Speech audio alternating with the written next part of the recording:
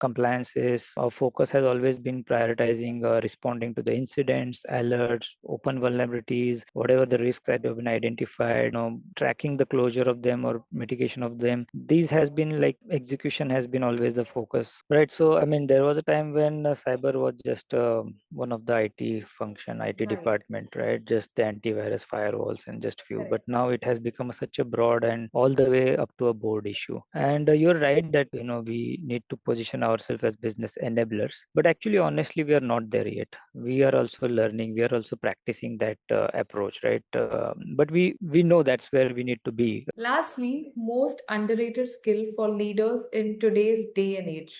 Underrated. Okay. I think dealing with people, ultimately a lot of machines, lot of codes and lot of applications we're surrounded. We're building a lot of AIs and things, but still people are here to stay and we need to be able to deal with people. We need to have a good listening skills as far as listening well what's happening around and handle the people as a human. I mean, more human centric decisions is what I would say.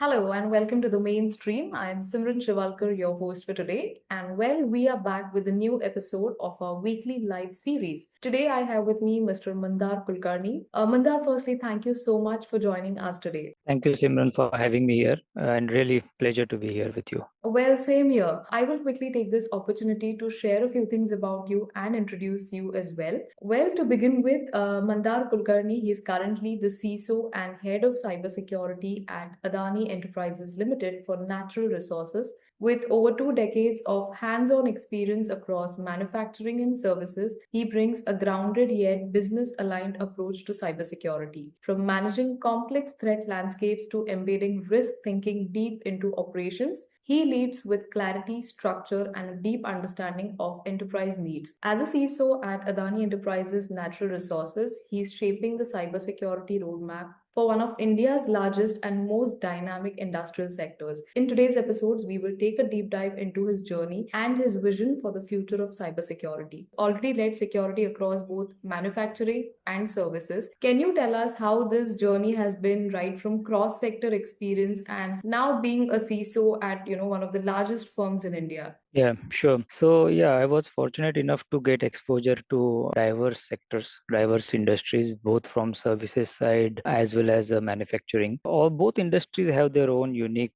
dynamics play, right? And in my initial part of my career, I was with Wipro doing more from implementation, hands-on consulting, and architecture, those kind of roles where I got opportunity to work with multiple MNCs who were customers of Wipro. And post that, I worked with conglomerates like Aditya Birla Group and now with Adani Group. So that's where the exposure, the really diverse exposure in terms of multiple different types of businesses, each having its unique business model, unique risk profile, and unique culture as well. So that has been quite an enriching experience for me so far. So if I had to just give some example in terms of when it comes to services industries, the focus is more on data protection.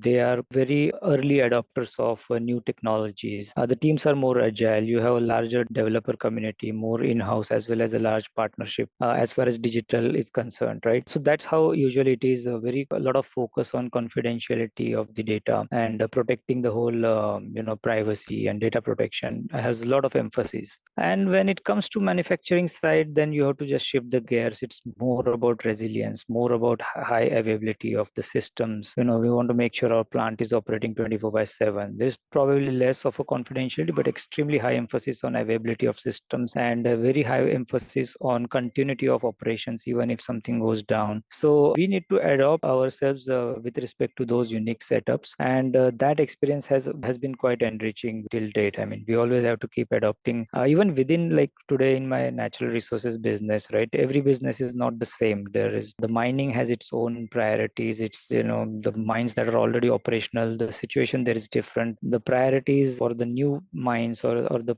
or the new plants wherever we are setting up a new plant, then there the setup there is more like a startup, and we have to adopt it with those kind of things. And some of the traditional enterprise processes and policies may not be exactly applicable there. So these kind of tweaks we always need to make when it comes to working with diverse industries at the same time. Wonderful. Thank you so much for sharing that with us, Mr. Kulkarni. And like you said, the focus often changes right from, you gave an example of mining. Along those lines, in an industrial setup, when it comes to natural resources, I'm sure the cybersecurity challenges may, vary. What have been some of the most unique challenges that you have come across that often get overlooked when we talk about this sector? So there are plenty. When it comes to a sector like mining, right, it has its own unique challenges. So it starts with right with the IT infrastructure. The mine itself is not a static entity, right? The place where we are doing the operations keeps shifting every month, every week, every quarter. We start with somewhere and now we ended somewhere else, right? So having the right visibility of the operations, right, becomes very important, because in security, if you don't have a visibility, then we can't secure that asset or that information or that data for that matter. So always having this right visibility becomes always a challenge. The mine in itself is like a multi square kilometer area, so physically protecting that always is a challenge. So we always try to see that our digital footprint at mine is minimal, but yet we need to have some compute, some edge infrastructure and application there. But as long as we have a good visibility of it, who is bringing what, and a combination of cyber and physical controls, along with the good understanding for the site teams of the cyber risk. With that combination, try to overcome these kind of challenges. There are multiple challenges in terms of very specific, unique software requirements, different types of hardware equipments that needs to be used in mine, right? So we at a corporate level, we just have a policy, all USBs blocked, nothing can be downloaded softwares. But then there is always that tendency that we need this data, we need to bring in a lot of mine survey data is collected, which we cannot just bring over email or a small through us, because they are very huge files, right? Video files as well as survey data, which is in multi GB data, right? So these kind of challenges always bring some associated cyber risks. We do have some level of OT setup at our mines, right? We may have some conveyor belts, we may have some coal handling plant or washery or some DCS setup that always needs, the OT security challenges always remain there. In an industry like ours also, there is a lot of outsourcing, right? We depend on our partners for a lot of firmwares, lot of softwares, hardwares, equipments. So the supply chain risk, what comes in through those softwares and hardwares, is a big challenge even today for us, and it often gets overlooked. The standard policies may not adequately cover that. Therefore, for every transaction of bringing any new software, any new upgrades, any new equipment that we're connecting to network, or we are getting some file data transfer with those, it requires a lot of emphasis and right assessment to be done before we actually go ahead about that. So those kind of things may sometimes get overlooked. There often keeps propping cases of shared accounts, people sharing credential just to save on multiple they are in shift, so they're just like sharing the account. So therefore then the accountability becomes a problem. So these kind of issues do keep cropping up occasionally. So these are some of the challenges, real on ground challenges that we always keep on dealing with, and have to keep bringing some combination of people, process, technology controls to ensure that those risks doesn't adversely impact our business. Right. And again, I want to know from you, what has been your core focus over the years? Today, where do strategy, operations, and risk converge for you as a cybersecurity leader? Yeah, so focus again depends on how we are building our strategy, and strategy actually starts with business strategy. So each of our business has its own, we call it as a strap, right? Like a 3 year, 5 year roadmap where the business wants to reach. Today we have these many mines, we want to reach here, right? We are setting up new copper plant, then we want to scale up to this. These are the new, product lines we want to enter. These are the additional upstream, downstream businesses that we have planned. In our trading business, these are the additional products that we want to launch. So these are various business strategies that are already in place. So it all starts with how well we as a cyber leadership understand this business, the strategy, how effectively we are, making our business ready from a cyber perspective, from a digital perspective, to support the execution of this strategy. So I think covering cyber risk in each of the strategy decision also becomes a conversion point for us. So we need to be involved in those decisions, those conversations, or be able to flag off the cyber risk at the right forum for every strategic decision that we are working on. And as far as operations is concerned, obviously maintaining the compliances, our focus has always been prioritizing responding to the incidents, alerts, open vulnerabilities, whatever the risks that have been identified, tracking the closure of them or mitigation of them. These has been like execution has been always the focus, so that because unless we maintain that secure posture through to a sharp execution, we will never be able to support the strategy we made in first place. And obviously risk based decisions is what we try to do in terms of focusing what are those high value items, what are those high impact areas where we need to prioritize. That is how we have been deciding on our focus. So in our business also, a lot of digital projects are going on, so ensuring the cyber resilience is embedded in each of them is the top focus as far as the new projects is concerned. But sustaining the security posture in all this everyday changing infrastructure, everyday changing applications, ensuring that the cyber posture is maintained. We have set a lot of KPIs for us in each of the cyber areas, so ensuring we sustain that and raise the bar higher to even achieve higher maturity, that has been focus for us. Fantastic. Again, with so many domains under your belt, I mean, you right from data privacy to endpoint security.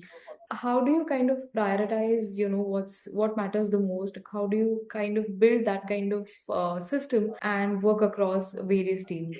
Yeah, so yeah, of course, there are all so many areas as far as cybersecurity is concerned, but then we have a fair sense in terms of where we have reached a level of maturity, what are our weak areas, which are the new evolving areas. So based on that, based on the high impact risk that I mentioned, we are prioritizing our projects, right? We know what are some of the heavy risks. We start with our external exposure first, right? So as far as our business is concerned, we try to keep our external exposure minimal and always keep track on what are some of those vulnerabilities or gaps that are visible for the attackers who are looking at us from externally. So closing those has been always a top priority, right?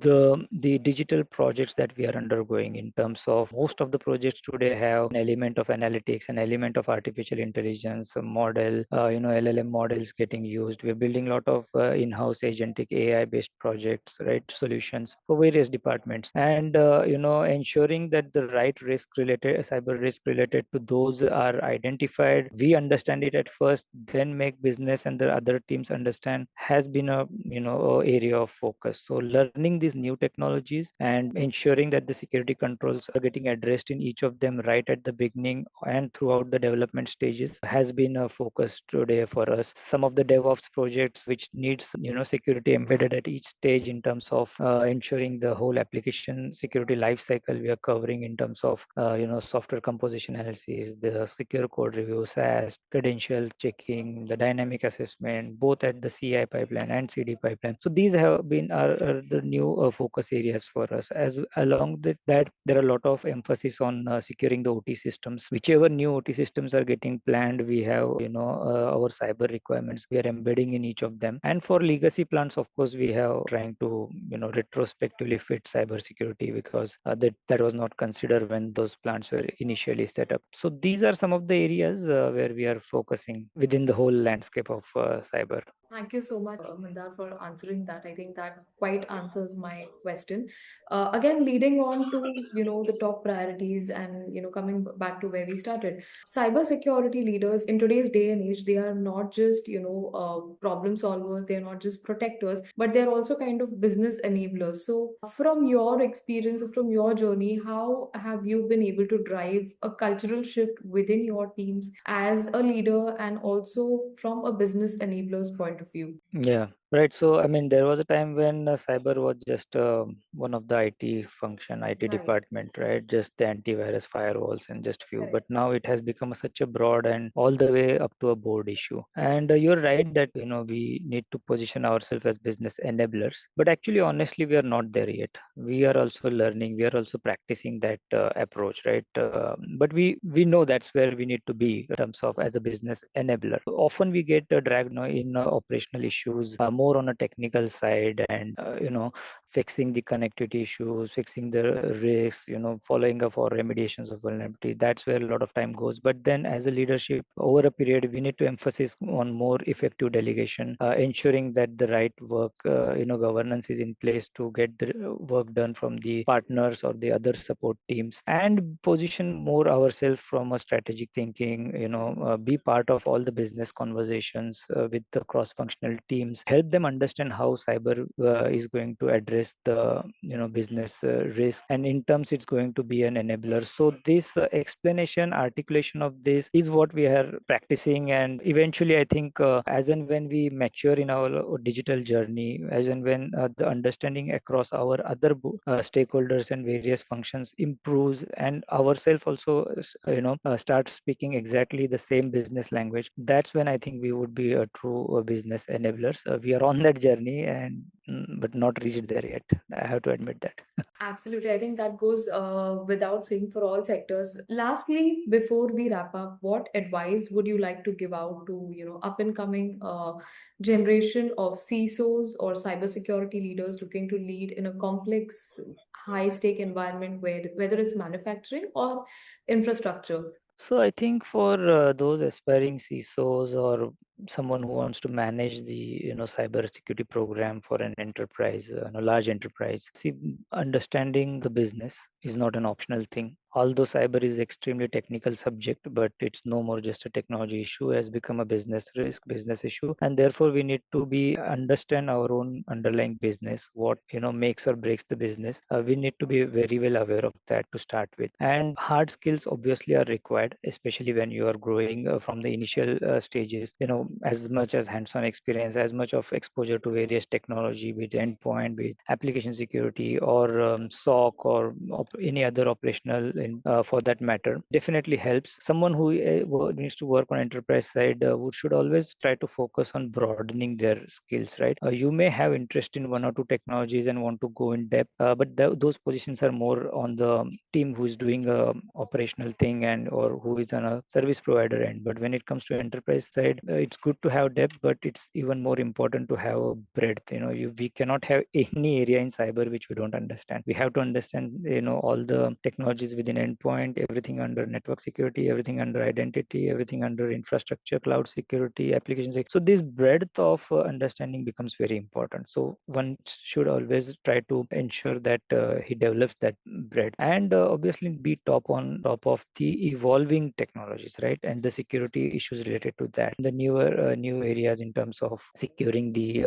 AI, securing the DevOps, the new privacy regulation, whatever is new, we should always latch and focus on adopting that, understanding it as an early adopter, so that we get good time to implement those things, build good expertise and skills in that area, and that actually helps. Other than that, obviously soft skills would be required for someone who aspires to be in leadership, in terms of having a good rapport with your internal teams, with your service providers, with your partner ecosystem, and as well as very frequent communication with your senior management also, in terms of what we're doing and what support we need from them. So these are some of the foundational things that one needs to keep sharpening the skills on these to be able to become more and more effective cyber leader, I would say. Thank you so much for sharing that checklist with us today, Mandar. But again, I think this chat has been very insightful, and thank you so much for sharing your best practices as well. Before we conclude, I also have a surprising element. We have planned a rapid fire for you. Whatever comes to your mind first, that would be the answer. So, are you ready?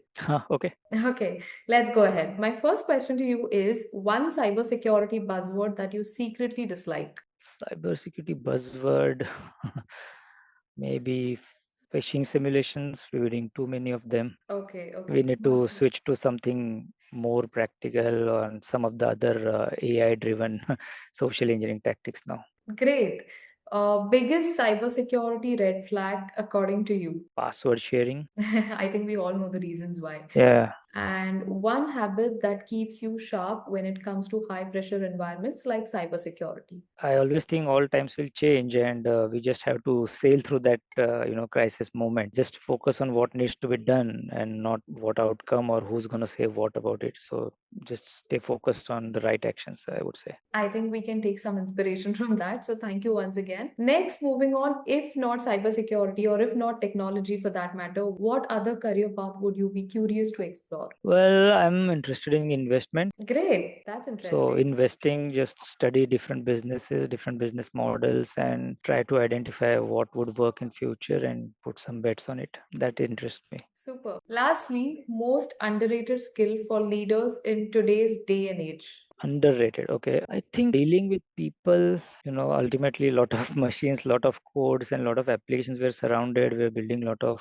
AIs and things, but still people are here to stay, and we need to be able to deal with people. We need to have a good listening skills as far as listening well what's happening around, and handle the people as a human. I mean, more human centric decisions is what I would say. Absolutely. I think even when you talk about technology, AI, cybersecurity, Yeah. at the heart of it lies collaboration or the spirit of collaboration. And I think Yeah. without that, it would be rather next to impossible to, put any process there. True. True. Place. Yeah. Rightly said so. And thank you so much, Mr. Kulkarni, for joining us in today's live episode and sharing your story and some incredible insights. While we wrap up, I certainly look forward to connect back with you again. Sure. Thank you. It was a great having this conversation, and thank you for having me here. Same here, same here. Thank you so much. Thank you.